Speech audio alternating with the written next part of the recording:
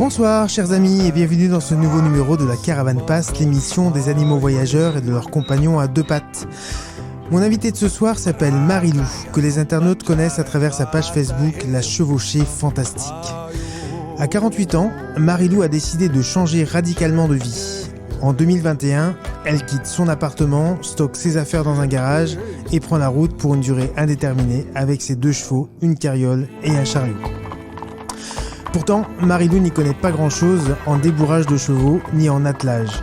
Poussée par un appel intérieur, elle se renseigne, apprend, fait des erreurs, mais suit surtout, toujours cette petite voix intérieure qui l'a conduite sur les chemins de traverse. Ce soir, cette artiste nomade nous raconte son voyage au long cours, véritable marchepied vers sa liberté. Elle nous racontera comment la chevauchée fantastique s'est étoffée avec l'arrivée d'un 3e cheval, un chien, une poule, un bouc, un paon, un chat, et peut-être que j'en oublie, mais elle nous racontera. Si vous voulez réagir, intervenir ou poser vos questions, n'hésitez pas à le faire par SMS ou WhatsApp au 06 66 44 15 10 ou directement via l'application mobile de la web radio disponible sur tous les stores. Bonsoir Marilou, bienvenue. Hey, salut. Bonsoir et bonsoir à tous. Comment vas-tu ? Tu es où ce soir ? Ah, je suis bien au chaud et fortement bien accueillie sur une commune en Vendée, à 3 km de l'océan. Et cette commune, c'est Saint-Hilaire-la-Forêt. D'accord. Tu es partie d'où ? Alors, je suis partie d'où ? On peut remonter très loin. Je sais que c'est une question auquel tu as du mal à répondre. Oui, j'ai du mal à répondre, ouais, parce que c'est toujours une continuité de vie et voilà, il n'y a pas fondamentalement de départ et j'attache pas d'importance à cela. Alors, je vais quand même répondre. Je démarre de Mayenne. D'accord. Parce que j'étais posée en Mayenne, mais je ne suis pas du tout originaire de Mayenne, ni de Bretagne, mais bien à l'opposé. Ok. Alors toi, tu es parti avec 2 chevaux, un attelage assez long. Comment le cheval est rentré dans ta vie d'abord ? Il est rentré dans ma vie fortement en fait. Donc je parle beaucoup d'appel intérieur parce que c'est comme ça que ça fonctionne chez moi depuis un certain nombre d'années, en tout cas 20 ans. Et d'un seul coup, le cheval m'est apparu en conscience. Il me fallait un cheval. Alors bien sûr, j'y connaissais pas grand-chose en chevaux. Et je me suis donc beaucoup documentée sur l'entretien, sur enfin voilà tout ce qui concerne un cheval. Et c'est vrai que jeune cheval, vieux cavalier et jeune cavalier, vieux cheval. Mais simplement, c'était pas simplement donc que ça qui était l'important. En fait, j'avais tout un travail sur moi-même à faire. Et en fait, ça a été clair et net qu'il fallait que ça soit un jeune cheval, car je ne voulais absolument pas tomber sur une carne. Dans ce domaine, c'est vrai qu'on peut vous vendre tout et n'importe quoi. Et comme j'avais un travail sur moi à faire, impérativement, donc le poulain Gaucho, donc mon premier petit cheval, est arrivé. Et il m'a tout appris et je lui ai tout appris. Il avait quel âge quand tu l'as eu alors ? Donc il avait 1 an, c'était D'accord. à 15 km de la maison. Voilà, un cheval, un petit cheval, 1m32 au garrot, donc c'est pas très grand, mais un cheval extraordinaire. Ouais, voilà, comme première expérience, je pouvais pas tomber mieux. C'est un toutou. Voilà. Et ta jument est arrivée quand ? Eh ben finalement avec des conseils ou mauvais conseils de gens parce que j'y connaissais pas grand-chose, donc on m'a dit que mon petit cheval serait beaucoup trop petit pour moi. Je fais 1m70, mais bon, je fais 55 kilos habillée avec des grosses chaussures et du coup je me suis retrouvée à apprendre cette jument Irish Cob croisée frison. Quand Gaucho a eu 1 an, celle-ci est arrivée, elle avait 1 an. Donc, ils ont 1 an de décalage et voilà. D'accord. Et pareil, donc Gaucho m'avait appris beaucoup de choses. Donc, du coup, je n'ai fait que répéter sur la jument et j'ai des chevaux extraordinaires. Et alors, à quel moment tu te dis, ou ta petite voix intérieure te dit quitte tout, part. Alors, bien en amont, bien sûr, jamais j'aurais eu cette idée. Je vis un peu au jour le jour, hein. Je m'essaye dans plein de domaines différents. Et puis, à l'époque que j'ai eu mes chevaux, j'habitais en Ille-et-Vilaine. Je déménage beaucoup. Et il y a donc 2 ans, ça a été pareil, un appel intérieur qui est arrivé fin d'été. Et ça m'a dit en fait, ça m'a dit comme ça en fait que j'allais tout plaquer et j'allais partir sur les routes. Et là, je me suis posé quand même des questions parce que corporellement parlant, je ne savais même pas si moi-même j'étais capable. Donc, Hmm. et là, ça a vraiment. Et je suis du verbe suivre. Je suis intrinsèquement cette voix intérieure parce qu'elle est toujours juste. Voilà. D'accord. Et alors, tu mets tout en place pour ce voyage. Eh ben, je mets tout en place, mais en même temps, je mets rien vraiment en place parce qu'en fait, les choses arrivent. Les choses arrivent. Moi, je suis un petit peu submergée par tout, énormément de choses, et par le fait, tout est arrivé. Voilà. C'est vrai qu'il y avait une configuration aussi de vie qui faisait que j'en avais assez d'être là, statique. J'étais au fond d'une impasse, mais dans la réalité, c'est-à-dire j'habitais au bout d'une impasse, mais je sentais que j'arrivais au fond d'une impasse. Dans ma vie, en fait, il fallait passer à autre chose, mais je ne savais pas quoi, et j'avais envie vraiment de sortir de ce carcan, d'habiter quelque part, et finalement être toujours isolé du monde parce que chacun chez soi, voilà, ces barrières-là, je ne pouvais plus. Je saturais et il fallait que je sorte de cet emmurement. Donc pas forcément le mien, mais c'est vrai que les voisins, il faut pas faire ci, il faut pas faire ça, il faut pas aller là, il faut, voilà, les animaux.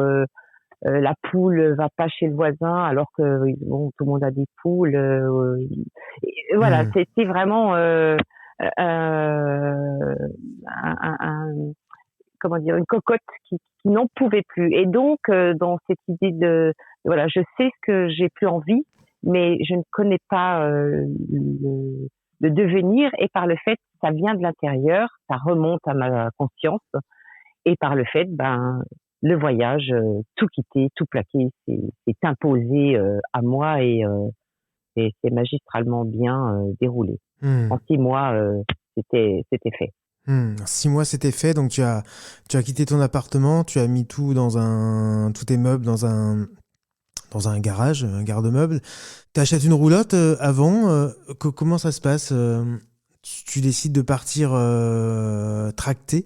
Eh ben, en fait, avant cet automne-là, donc au printemps, j'avais fouillé sur le Bon Coin et j'avais trouvé cette belle carriole anglaise que j'ai complètement restaurée et repeinte. Je suis artiste peintre.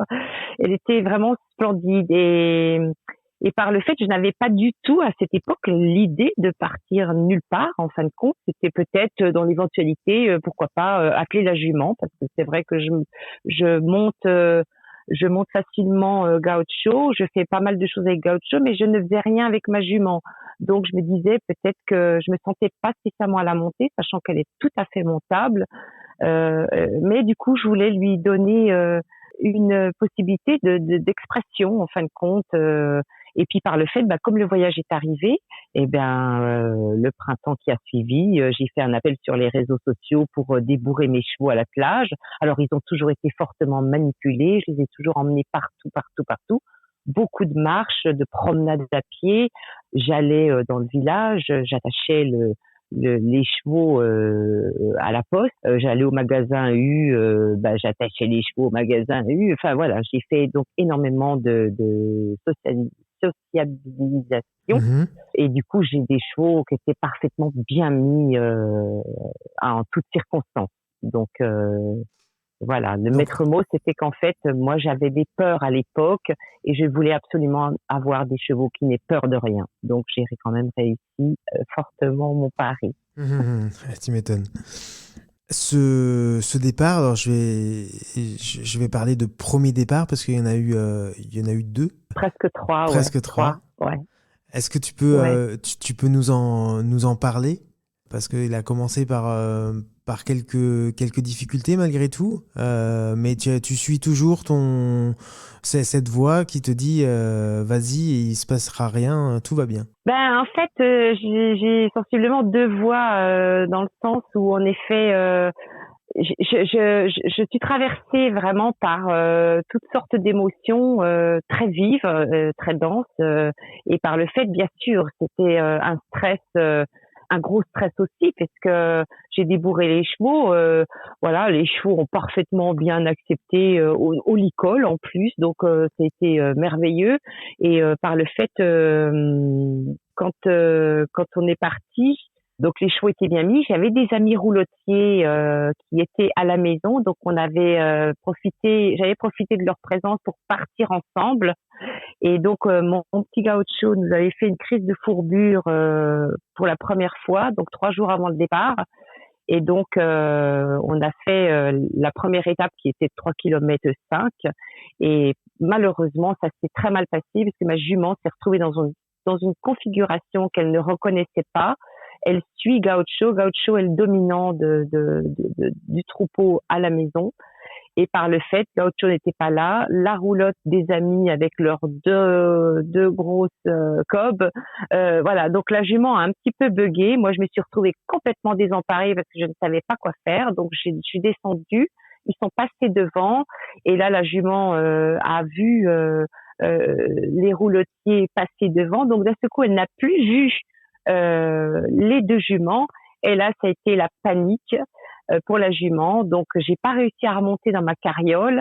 Et heureusement, je n'avais pas pris le bouc. Je m'étais dit, on sait jamais. Et par le fait, là, je me suis fait une grosse frayeur parce que la jument, je touchais presque plus terre, quoi. Elle voulait, elle m'a fait un caprice. Ensuite, Amandine est montée avec moi et pareil, elle s'est un peu cabrée à un moment donné. Et puis, on a fait la première étape, on a passé la nuit. Et le lendemain matin, donc le roulotier démarre avec sa roulotte et ses 2 chevaux. Et la jument a complètement paniqué. Et là, ça a été ruade dans les brancards. Donc, j'ai été très, très, très impressionnée, mais en même temps très, très, très désemparée. Parce que quand on n'a pas jamais vécu ce genre de choses, on est un petit peu, stupéfait. On ne sait pas du tout quelle attitude il faut avoir.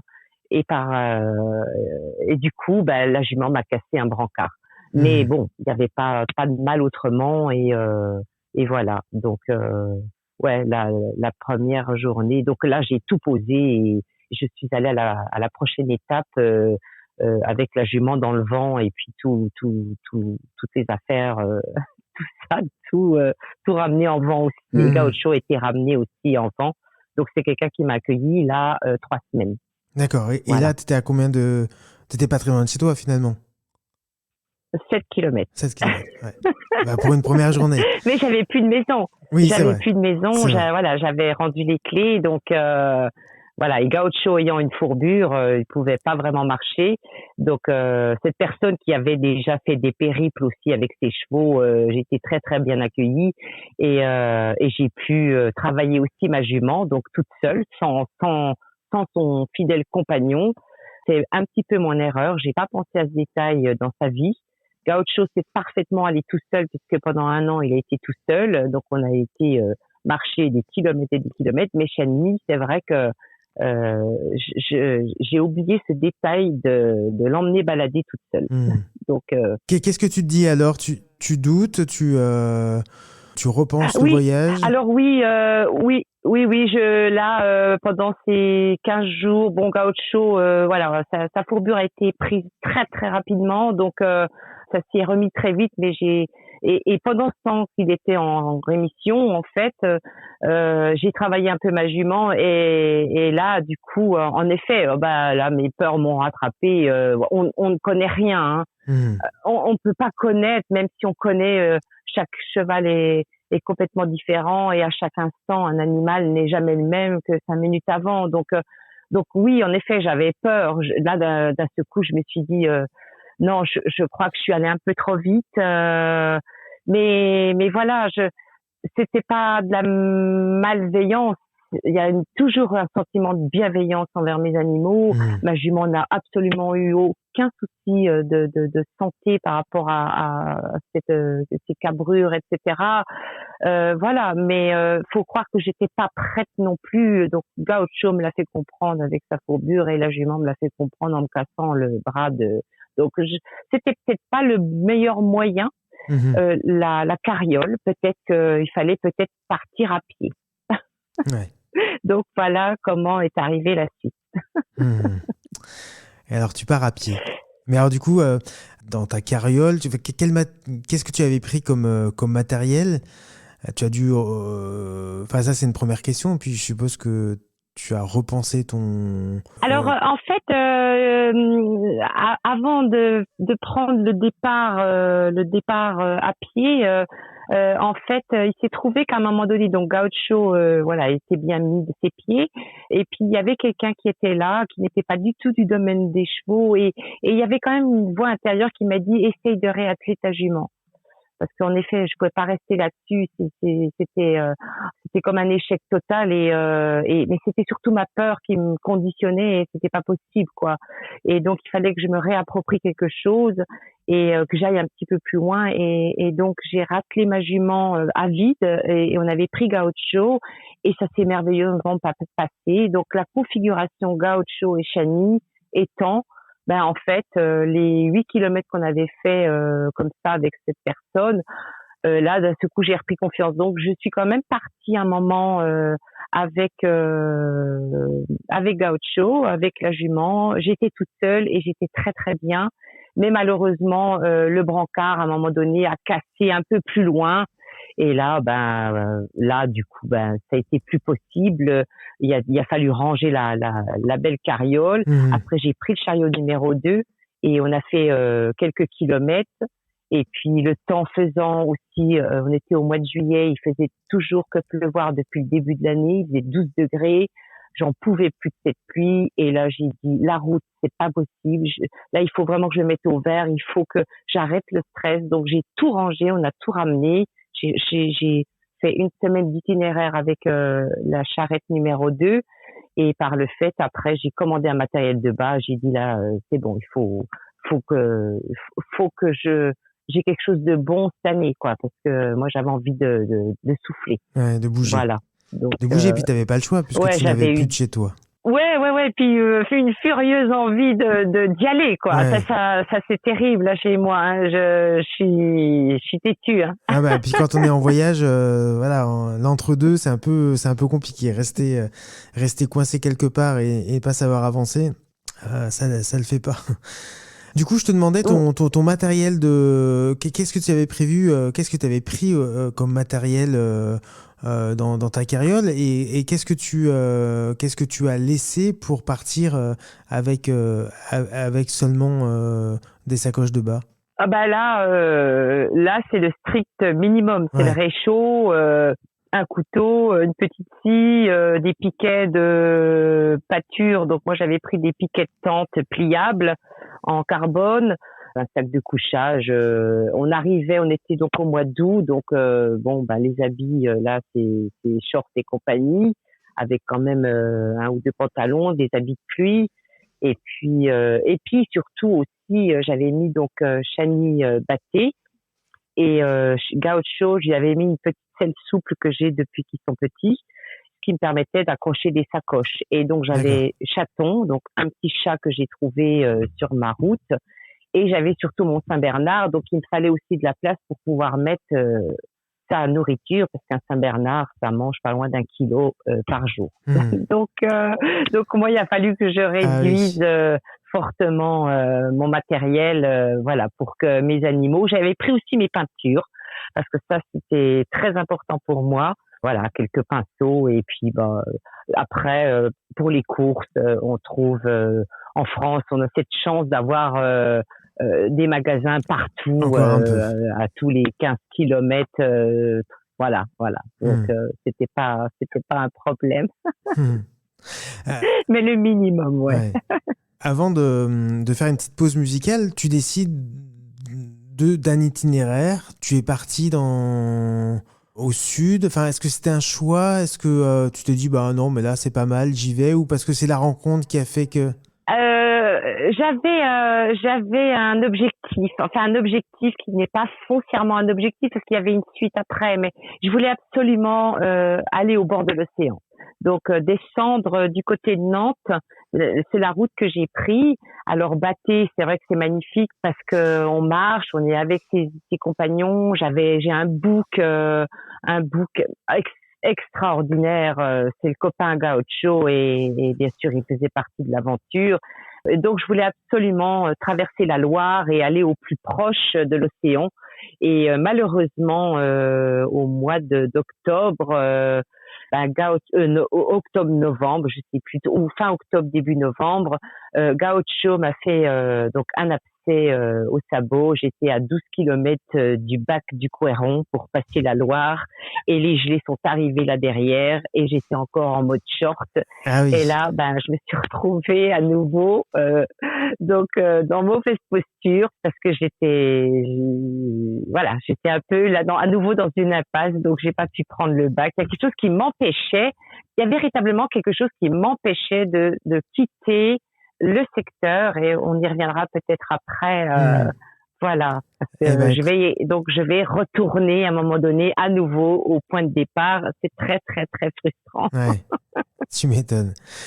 Écoute, on fait une petite pause musicale et puis tu nous racontes tout ça. Avec plaisir. À tout de suite.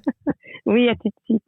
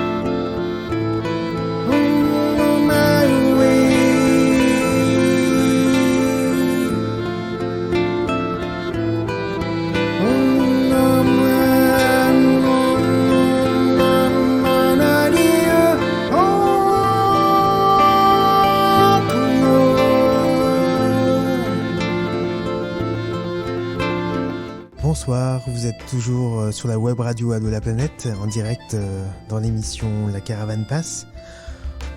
On était en train d'écouter Yves Mesnil, French Vibes, une chanson, un titre, choisi par notre invitée de ce soir, Marie-Lou, qui nous raconte pendant 1 heure sa chevauchée fantastique. Marie-Lou ? Oui ? Merci pour cette chanson, cette musique envoûtante. Est-ce que tu peux m'expliquer pourquoi ce choix musical ? Alors ce choix musical et surtout vraiment toutes les compositions de Yves Mesnil parce qu'en fait, dans tout ce périple, dans toutes ces facéties, dans tout ce trouble, c'est vrai que quand on est avec les animaux sur la route, on est tellement pris dans ce présent où en effet on est tellement happé, on a les sens exacerbés parce qu'il faut faire attention à ça, il faut faire attention à ci, il y a des problèmes qui se posent, voilà, c'est pas un stress pour un stress, c'est de la bienveillance, mais du coup de la vigilance. Et quand j'écoute Yves Ménil, eh ben voilà, je me dis, je me cale, je me pose, je me dis finalement toutes ces émotions qui me traversent me font être vivante et en même temps, elles me donnent la force. Mais en même temps, quand je suis assise dans ma roulotte, qui est donc notre intimité très proche, eh bien, quand j'écoute Yves Ménil, je me dis que je fais tout ça. Je sais pas pourquoi ni comment je le fais, mais ça me renvoie à une paix, une sérénité profonde, en me disant c'est merveilleux. Voilà, donc merci Yves pour ce côté posé de ta musique, de sa musique. Et voilà, et en fait on est bien chez soi, quoi. On est bien en soi et je me renourris de tout ce que j'ai donné en fin de compte, quoi. Donc voilà, la musique, je suis très très très musique et cette musique me correspond très très bien. Eh ben merci Voilà. en tout cas de nous l'avoir fait partager, je ne connaissais pas du tout. Et bien merci beaucoup, c'est très agréable, c'est envoûtant. C'est un artiste de chez nous que j'ai rencontré sur les réseaux sociaux. Donc ouais, j'invite vraiment tout le monde à aller sur sa chaîne musicale de YouTube Yves Ménil Intuitive Musique, parce que c'est vraiment voilà de la musique intuitive, et dans le domaine de roulotter comme ça, on est vraiment en tout cas moi je suis complètement intuitive dans tout ce que j'aborde, notamment dans mon voyage que je ne sais pas définir la veille. D'accord. Alors tu as un coucou sur les réseaux de Pat qui te trouve très courageuse et très tenace. Et puis un coucou de Didier aussi en Ariège. D'accord, merci. Voilà. Merci à eux.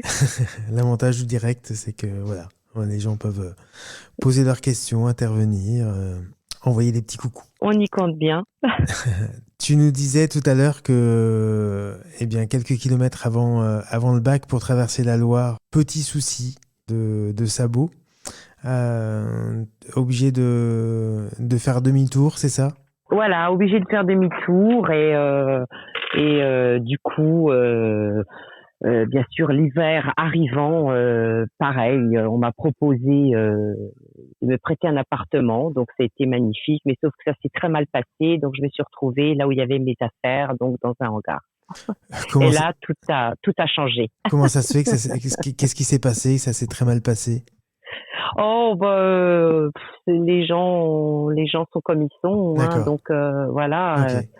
Ça s'est trouvé, mais c'était très bien comme ça. Et j'étais mieux en tout cas avec mes affaires et à côté de mes chevaux.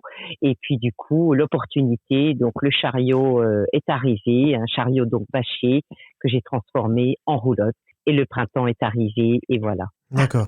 Alors tu fais l'acquisition d'un chariot bâché, c'est ça, façon western ? Non, pas du tout western. C'est un chariot basique où on pouvait apparemment mettre 15 personnes dedans. Je plains le cheval d'ailleurs parce que ça devait être vachement lourd. Il y avait un brancard, donc j'ai transformé en double attelage. Et au moment de faire, donc j'ai fait un essai avec mes 2 chevaux, et les gens qui m'ont accueilli, des voisins, m'ont fortement aidé à faire mettre un frein pédale, parce que j'avais un frein à main. Le monsieur m'a refait un timon d'attelage aussi, ultra léger. Enfin bon, bref, voilà. Et puis au moment donc la roulotte était prête. voilà, j'avais estimé le poids qui était sensiblement autour des 800-900 kilos, donc j'avais 900 kilos de cheval.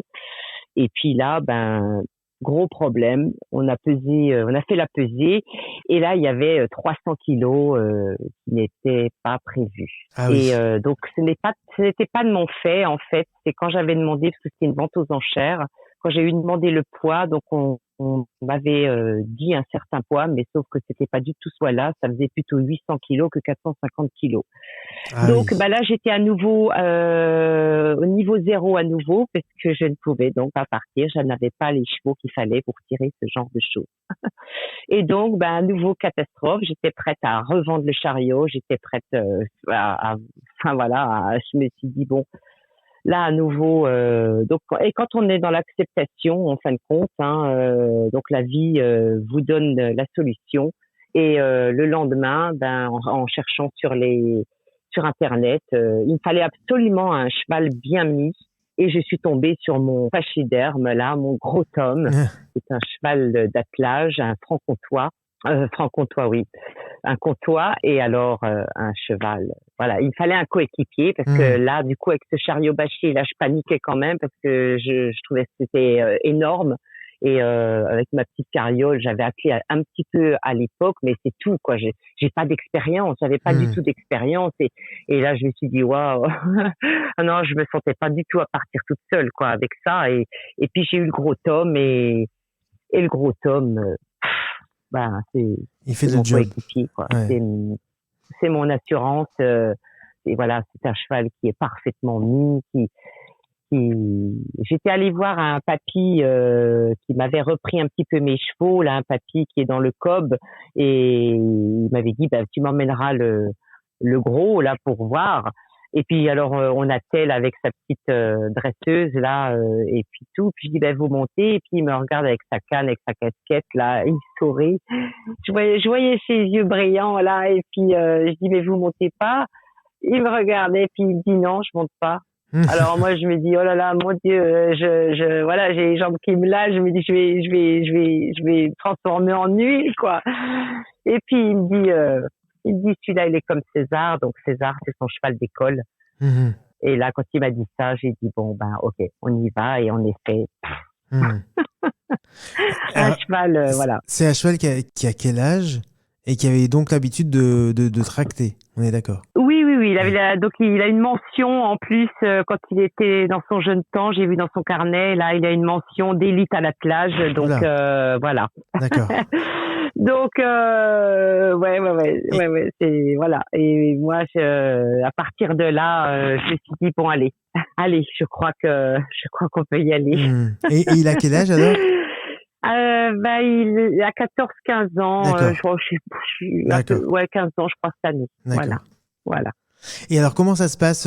Il tracte ce Non, chariot? non, non, Non? non, non, non, non, non, non, il faut rien du tout, le gros. Ah oui, d'accord. Mais alors, pourquoi Non, l'avoir non, pris non, du coup? non, non, non. Ben, non, non, je l'ai pris. Si, il a son utilité, bien sûr. Déjà, c'est une assurance sur la route parce que c'est un cheval qui ne bouge, mais alors pas du tout, du tout, du tout d'une oreille.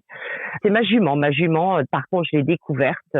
Elle a changé d'ailleurs de comportement parce qu'avant elle était sous le joug de Gaucho, hein, qui lui en faisait voir de toutes les couleurs. Et depuis que le gros est là, Gaucho, ça reste encore le dominant, Mhm. mais il a vu qu'il faisait pas le poids avec le gros. Et du coup, ma jument donc est bosseuse, mais c'est elle à 90% qui tire le chariot. Et dans les côtes, la moindre côte. Je demande à Tom quand même de faire un petit effort. Hmm. Donc alors, mais alors du coup, alors si je comprends bien, t'as un chariot qui est finalement trop lourd.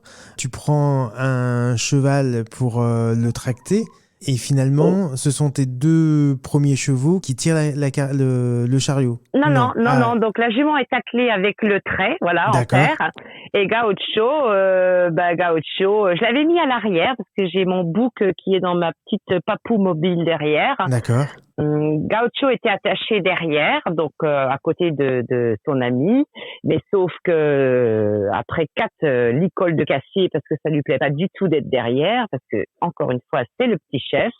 Donc j'ai dû l'attacher sur le côté de la jument, donc le gros Tom est côté route, La jument est côté trottoir et puis D'accord. Gaucho marche à ses côtés et là, voilà, il est sage comme une image, il est content et voilà. D'accord.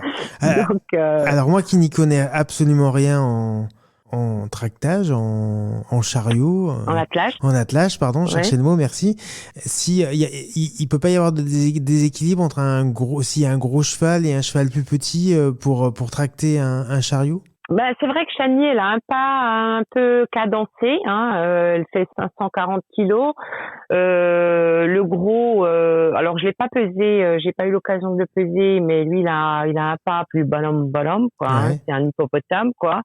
Donc bon, ben ma foi, c'est à eux de se régler un petit peu Hmm. entre eux. Mais bon, Chani, je vois bien que c'est une bosseuse. Le Hmm. papy m'avait dit, oh mais elle va se calmer, mais en fait compte, non non non. Ben puis je vois, elle est Hein, contente hein, elle y quand je la va. mets à la plage. Ah là là là là. Ouais ouais, mais voilà, c'est vrai que souvent j'ai été des fois seule pour atteler. Alors j'avais peur parce que c'est vrai que en se documentant beaucoup. On se rend compte, puis pareil, les gens vous disent attention l'attelage. Oui, oui, oui, l'attelage, c'est une discipline très, très dangereuse. Et moi, ça m'a marqué cette phrase. Hein, donc, Hmm. mais je me suis retrouvée des fois toute seule. Je demande bien volontiers aux gens qui sont là. Il y a des gens qui sont là quand je pars, donc je leur demande s'ils peuvent. Mais c'est vrai qu'il y a eu des fois où j'ai été toute seule. Bon ben, il y a pas, il faut partir et j'emmène le gros Tom. Le gros Tom il se pose et puis il dort debout quoi. Donc et Chani pareil, elle ne bouge pas. Mais voilà, ça fait 13 ans que je trimballe mes deux autres chevaux et c'est des toutous quoi. Ouais, Donc ouais. il y a toujours une vigilance aussi. Attention hein, je m'en fous pas, hein, je ferme pas les yeux, mais j'ai quand même des chevaux très très bien mis quoi. Hmm. Bon, de toute Donc façon, ça c'est en voyage, on vit avec eux, on voit comment ils se comportent et on ajuste au fur et à mesure. ouais, mais encore une fois, mes compagnons de base, les deux chevaux, je les ai tellement manipulés. Chani au premier, quand je les battais, le premier, la première fois on part, hein, donc Hmm. tout sur la selle à Gaucho a basculé, donc bon, ben je lâche la jument, elle broutait, voilà, et puis bon, je sais pas, elle s'est fait peur, elle est partie au galop, elle est passée vers moi, tout a volé, et puis je me suis dit mon Dieu, et puis ben derrière le buisson, ben non, elle était en train de brouter et tout va bien.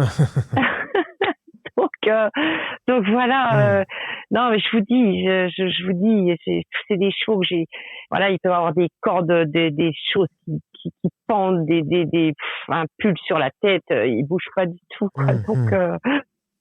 non, non, j'ai Hmm. fait un travail formidable là-dessus. Hmm. Hein, donc, Bon, on n'en doute pas, on n'en doute pas. Mais alors, à quel moment tu retraverses la Loire pour revenir à ton voyage? Est-ce que tu vas passer l'hiver alors je arrêté? pars. Voilà, j'ai été arrêtée tout l'hiver. On est parti donc début juillet avec la roulotte et puis là, ben on s'est pas arrêté et on a traversé du côté de Ancenis, et ça a été formidable. Mais tous les jours, c'est formidable. Tous les jours, je remercie mes chevaux. Voilà, j'ai eu quand même pas mal donc un peu d'anxiété à chaque fois qu'on partait parce que c'est toujours pareil. Moi, je découvre les chevaux aussi sur la route. Hein. Oui, il y a un camion qui arrive. Alors, moi, j'appréhende, mais je me fais peut-être trop de films aussi. Donc, j'ai des peurs qui sont pas forcément bien fondées, mais en même temps, c'est un petit peu aussi les garde-fous. Hein. C'est ce qui permet, voilà, je préfère avoir beaucoup peur et finalement me dire, bah non, finalement, je me fais peut-être un peu que plutôt que l'inverse, y Hmm. aller un petit peu à l'arrache comme ça, en se disant non non tout va bien, et puis qu'en fait à la moindre, voilà, non non, j'ai ma première peur, c'est que voilà, qu'il leur arrive quelque chose à eux, quoi. Donc je fais très très très attention à eux. Et en fait, j'ai mis, j'ai bien mis 3 mois et demi vraiment à commencer à parfaitement bien me détendre quand j'attelle, quoi. Ouais. C'est-à-dire que voilà, en fait, ça y est, je peux admirer le paysage. Et puis, bah, les petites routes que je choisis, c'est du bonheur parce qu'il y a Hmm. personne sur ces routes, quoi. Ouais. Je prends les chemins de traverse et et c'est royal. Je me repose en fait. Maintenant, pendant que j'attelle, on attelle 1 heure, 1 heure et demie. On fait généralement 5, 6, 7, 8, voire 9. C'est arrivé 1 ou 2 fois 10 kilomètres. Et on s'arrête et je me rends compte que ce laps de temps où j'attelle, en fait, c'est le seul moment où je me repose. Ah oui, d'accord. Donc voilà. Et oui, parce que du coup, j'ai chien, chat, poule. Là, j'ai fait l'acquisition d'un coq, un tout petit. J'ai un paon aussi, un merveilleux paon. Donc je promène mon paon. Et 3 chevaux, un bouc. Donc ça fait quand même du monde à Ça gérer. fait du monde, et voilà. Ah ouais, on est beaucoup. Alors, est-ce que tout ce petit monde a vu la mer ou pas encore? Ah oui, oui, oui, oui, oui, Ah, oui, ça y est. oui, oui, on est arrivé à la mer à l'automne. Alors j'aurais voulu arriver un petit peu plus tôt, j'aurais voulu me baigner et on est arrivé un petit peu plus tard et je me suis pas baignée, mais les chevaux ont vu la mer pour la première fois, en tout cas les 2 miens, le gros je sais pas, mais ça les a impressionnés, ouais, ouais. C'était à quel endroit? Parfait. Et le bouc à Saint-Jean-de-Riez, qui touche Saint-Gilles-Croix-de-Vie. D'accord. Et après, tu as continué ton voyage, toujours vers le sud. C'est quoi aujourd'hui? Tu veux aller vers où? Ben, je voulais descendre en fait dans le sud, notamment pour passer voir cet ami Yves Ménil. Voilà, D'accord. j'ai des gens sur les réseaux sociaux que j'ai envie d'aller voir. Et puis en même temps, donc je descends tranquillement, hein, j'avance vraiment pas vite. Et parce que c'est pareil, donc les chevaux sont pieds nus. Et donc on doit faire très attention, donc bien sûr à pas qu'il y ait d'usure de sabots. Et du coup, j'attelle 2, 3 jours, et puis des fois je me pose 2 jours, 3 jours, 5 jours par là parce que c'est beau, parce que ça me plaît, parce qu'on a le temps, parce que voilà. Et donc compter descendre donc beaucoup plus dans le sud de la France. Mais ça n'avance pas vite. Et puis après, est-ce que je continue à descendre, sachant que l'été, alors je ne sais pas du tout comment ça se passe dans le sud, Bordeaux, etc. Hein, au niveau de l'herbe, ça je sais pas du tout. Et après, j'ai pas spécialement envie d'avoir des 38 degrés non plus, Ouais, c'est parce sûr. que c'est pas intéressant. Donc voilà. Puis est-ce que les chevaux auront de l'herbe à manger? Déjà là. C'était limite à un moment donné, alors qu'on est quand même un petit peu plus dans le nord, donc je sais pas, voilà, je vis au jour le jour et Inch'Allah. ouais. Et alors justement, Ouais, on parle de Inch'Allah. nourriture, j'en profite pour te poser la question. Tu prends des compléments pour tes chevaux. Alors je dis ça parce qu'il y a des auditeurs Ouais. qui nous écoutent et qui ont sans doute envie de partir comme toi et qui se posent peut-être la question de savoir comment... Alors non, sur les conseils d'autres roulotiers, hein, bien sûr, toutes ces questions sont abordées en amont, hein, mais non, non, non, non, on fait pas comme on est pieds nus. Du coup, 5 kilomètres pour un cheval, voilà, c'est ridicule, quoi. Ouais, En ouais. plus, je m'arrange principalement pour avoir des terrains relativement. Enfin, j'ai pas eu de montagne, j'ai pas eu de choses comme ça. On a eu fait 2, 3 petites côtes, mais c'est des côtes qui font, je sais pas, 1 kilomètre ou 3 kilomètres, et puis c'est tout. Donc non, non. Et puis l'abondance de l'herbe, voilà, je choisis parfaitement où je vais faire bouter mes chevaux, et en général, non, non, il y a ce qu'il faut. Et puis là, notamment, j'ai demandé au maire de la commune où je suis, on est l'hiver, il m'a filé des 3 hectares Ah oui, génial. avec une herbe qui fait 50 centimètres. Non, non, non, non, franchement, ils sont même tout le long de la route. Les gens m'ont dit, les gens qui connaissent aussi les chevaux, hein, on m'a dit, dis donc, ils sont bien nourris vos chevaux. Ouais. Oui, oui, C'est ils la sont chance bien d'être en nourris. voyage. Ils bossent pas beaucoup. Comment? C'est la chance d'être en voyage, de pouvoir avoir des Ouais. Puis champs. bien sûr, avec la diversité des plantes, parce que c'est pas des pelouses, hein. Voilà, il y a du plantain. C'est des plantes sauvages, donc il y a des arbres, des tilleuls ou voilà, certaines essences d'arbres. Les chevaux, voilà, non, franchement, ils sont comblés. Ils sont comblés au point de vue nutritionnel, quoi, donc nutritif, quoi.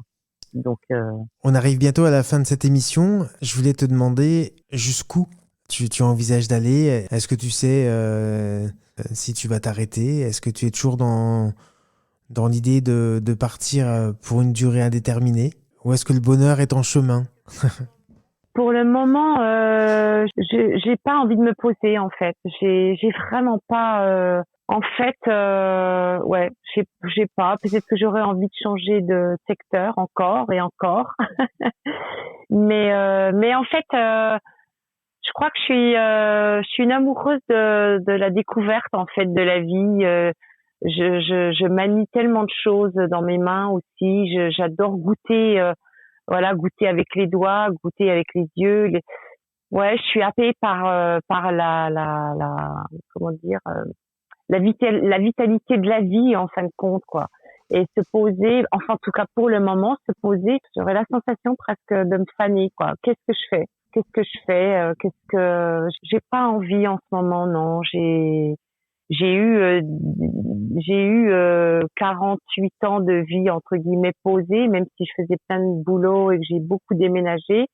Mais en fait, voilà, dans la vie, on est fait pour apprendre, on est fait pour découvrir. Et puis après, dans tout ce qu'on a appris, on est fait pour transmettre. Donc je pense qu'aujourd'hui, je suis un peu aussi dans la transmission. Donc je me rends disponible dans mon voyage à qui aurait besoin de ceci ou de cela. Voilà, je pense que à un moment donné, donc on a accompli plein de choses et ensuite vient le temps où, comme un arbre, vient le temps où on a envie de distribuer les fruits de sa connaissance. Donc voilà. Et je rencontre des gens formidables dans mon voyage, donc ça je tiens aussi à remercier. Et c'est vrai que dans tous les aléas qui peuvent arriver, donc nous n'avons jamais de soucis avec les animaux.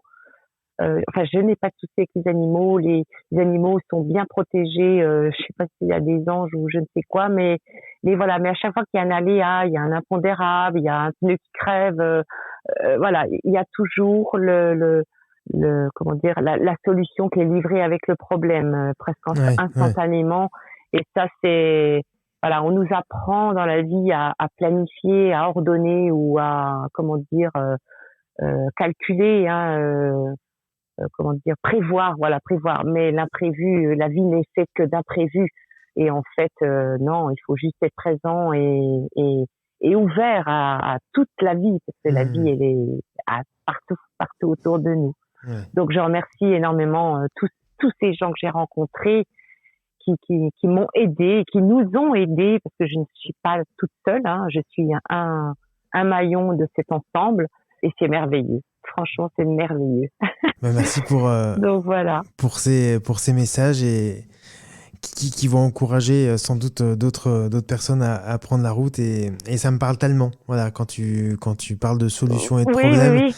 Parfois même, on a la solution avant d'avoir le problème, ce qui amène à réfléchir ce qui amène à réfléchir sur qu'est-ce qui va se passer, pourquoi mais je suis là. Mais c'est vrai que le fait de vivre avec les animaux, ce que j'aime énormément, en fin de compte, les animaux donnent plus la place à réfléchir, ne donnent pas la place à planifier, à faire des plans sur la comète. Non, les animaux vous invitent au présent et justement, vous êtes toujours, enfin, on est toujours à la bonne place. C'est pour ça que dans l'idée, je vais où, en fait, véritablement, il y a nulle part où aller parce que je suis toujours là où je dois être, en fait. Donc, et c'est ça qui fait que du coup, tout est consolidé et tout fonctionne autour de la roulotte parce qu'en fait, on est présent, je reste présente et ouverte à la vie qui est partout, quoi, et bien consciente, hein, parce que moi, tous les gens que je rencontre, même les enfants, tout est mémorisé en fin de compte, quoi. Donc voilà, je n'oublie pas les gens. En fait, ils sont tous rentrés dans mon cœur et ne ressortiront jamais. Ça, c'est clair. Et alors, comment tu vis sur ton voyage? Est-ce que tu travailles? Est-ce que j'ai vu sur la cagnotte Litchi que tu avais lancée avant ton voyage. Ouais. que tu allais faire des petites expositions ponctuelles le long du chemin, proposer des animations autour du voyage. C'est ce que tu fais. On entend ton chat. Ouais, il est venu pour manger. En fait, j'ai été tellement prise par les débuts de la roulotte, donc j'ai pas eu à penser, j'ai pas eu bien le temps de penser à tout ça et le mettre en pratique. Bien sûr, je fais de la peinture encore dans la roulotte. Alors bien sûr, j'ai plus de toile, mais je peins sur des t-shirts, je fais des dessins nouveaux, on va dire, des choses. Voilà, je laisse aller un petit peu à quelque chose de nouveau dans ma qualité artistique. Et aussi, il y a un facteur qui me plaisait déjà beaucoup, c'est la photographie. Donc, je photographie énormément, et je me rends compte aujourd'hui que la photo a pris le dessus sur la peinture, parce qu'en fin de compte, j'ai tellement les yeux écarquillés. Et quand j'appelle, c'est vrai, hein, je tiens l'espèce de chambrière, là, c'est pas un fouet, c'est une chambrière, convertie. Je tiens les guides, je tiens l'appareil photo, et paf, voilà, ça c'était maintenant qu'il fallait le prendre en photo. Donc, c'est vrai que j'ai envie de voir aussi pour faire vraiment quelque chose aussi dans la photo, parce que j'ai des clichés extraordinaires et j'ai plus de 10 000 photos depuis le mois de juillet, quoi. Donc, donc ça fait beaucoup. Mais voilà, il y en a qui sont pour moi. Mais il y en a artistiquement, elles sont très, très, très, très belles. J'avais rencontré à un moment donné un photographe qui m'a dit, vous avez des clichés exceptionnels. Donc, voilà, donc je pense qu'il y a un potentiel aussi dans ça. Donc pourquoi pas, comme je peux pas peindre, en tout cas, puis ça m'intéresse pas de peindre des paysages, tout ça, je suis pas du tout là-dedans, moi. Pourquoi pas à un moment donné avoir quelques photos et pourquoi pas tâcher de vivre de ça et puis trouver 2-3 petits boulots à droite à gauche, bien sûr, parce qu'à un moment donné il faut manger et puis voilà. Mais la vie n'est pas facile en effet de ce côté-là pour moi, quoi. Donc ça, je ne le cache pas, je suis pas partie avec une trésorerie. Hein. Ouais, donc, comme beaucoup. Non. Et donc en effet, soit il faudra que je fasse une pause parce qu'il faudra que je renfloue un peu mes caisses. J'avais ouvert une cagnotte en effet litchi, la chevauchée fantastique. Voilà, donc bon, après on doit aussi se débrouiller par soi-même. Hein. Eh ben merci beaucoup. Voilà. Merci. Tu nous rappelles l'adresse de ta page Facebook et peut-être Instagram ou là où les gens peuvent communiquer avec toi? Là, ce sera la page Facebook parce que j'ai jamais réussi à relier Insta avec Facebook, donc je suis pas très douée. Pourtant, j'avais ouvert la chevauchée Insta, mais bon. Et donc c'est une page, donc la chevauchée fantastique. D'accord. Voilà. Ok. Et tous les jours, j'alimente la page. Eh ben, je vous invite, chers auditeurs, à aller... Oui, vas-y. Oui, je voulais dire merci, te remercier, et puis merci à tous les auditeurs et tous les gens que je rencontre et que je rencontrerai. Eh ben, Et merci à mes animaux. Eh ben, écoute, le message est passé. Merci à toi. Ça faisait un petit moment qu'on essayait de la faire, cette émission. Je suis heureux d'avoir pu faire ce direct.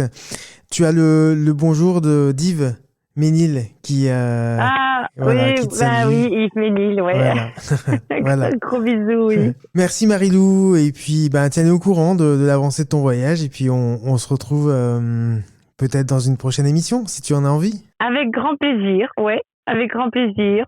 Voilà, et j'invite tout le monde à passer à la radio, et puis tout le monde aussi à se lancer pour ceux qui ont des projets de voyage. Voilà. Merci beaucoup. Ciao, bye. Voilà, ce numéro de la Caravane Pass se termine. Merci d'avoir été à l'écoute de la web radio Allô la planète. Je vous retrouve la semaine prochaine pour le récit de nouveaux animaux nomades.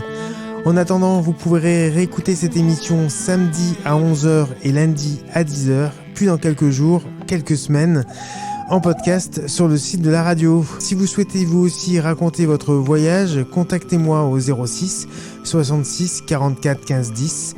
Bonne fin de soirée sur Allô la planète et à la semaine prochaine.